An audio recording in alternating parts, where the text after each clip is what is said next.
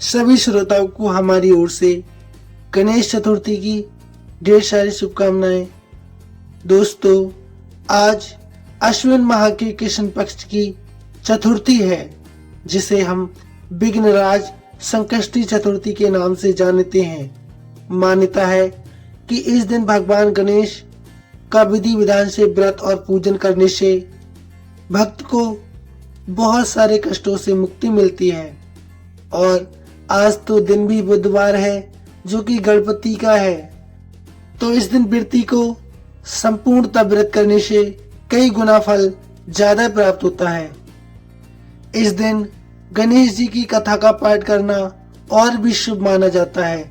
तो आइए सुनते हैं साप्रेम विघ्नराज संकष्टी चतुर्थी की व्रत कथा।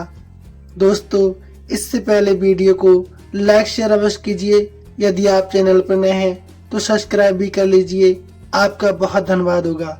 आइए शुरू करते हैं। एक समय की बात है, बाणासुर की कन्या उषा ने सोते समय अनिरुद्ध का सपना देख लिया। अनिरुद्ध से अलग होने की वजह से वह इतनी अभिलाषी हो गई कि उसके चित्त को किसी भी प्रकार से शांति नहीं मिल रही थी।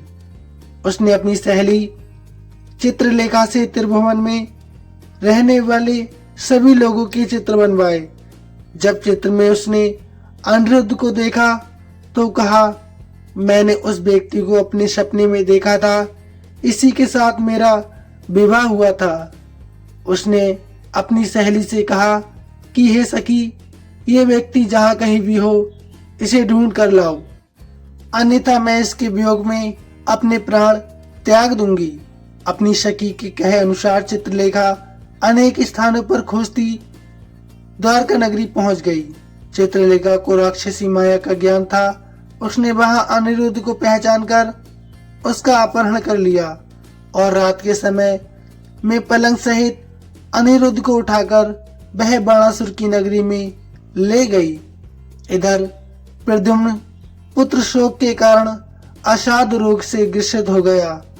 उसने पुत्र प्रद्युम्न और पौत्र अनिरुद्ध की घटना से किशन जी भी व्याकुल हो उठे।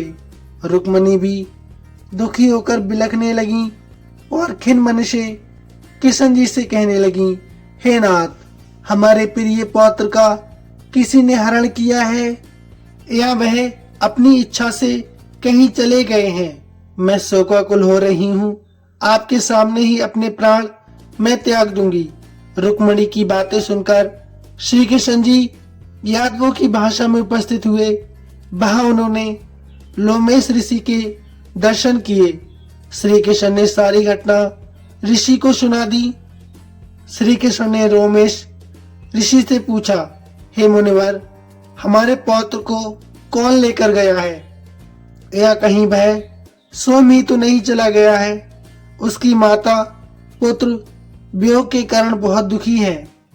लोमेश मुनि ने कहा, हे किशन, बाणासुर की कन्या उषा की सहेली चित्रलेखा ने उसका अपहरण किया है और उसे बाणासुर के महल में छिपाकर रखा है। आप अश्विन मास के कृष्ण पक्ष की चतुर्थी का अनुष्ठान कीजिए। इस व्रत के करने से आपका पौत्र आपको अवश्य ही मिल जाएगा। श्री कृष्ण ने ऐसा ही किया। उस व्रत का संपूर्णता अनुष्ठान किया। सच्चे मन और सच्ची श्रद्धा के साथ पूरा व्रत किया।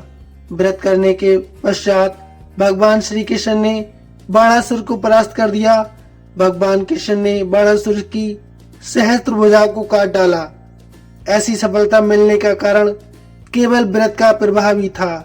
कहते हैं व्रत संपूर्ण विपत्तियों का नाश करता है।